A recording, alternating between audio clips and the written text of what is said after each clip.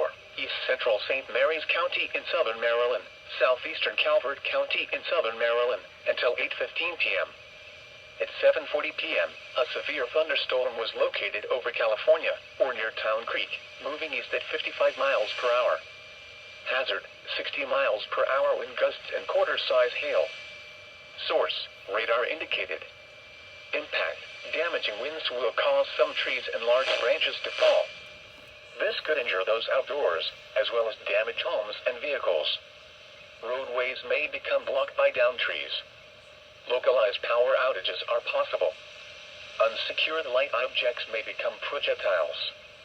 Locations impacted include Lexington Park, Chesapeake Ranch Estates, Couple Creek, Town Creek, White Point Beach, St. Mary's City, California, Lusby, Pawtuxet River Naval Air Station, Drum Point, Dowell, Valley Lee, Great Mills, Redgate, Park Hall, and Callaway.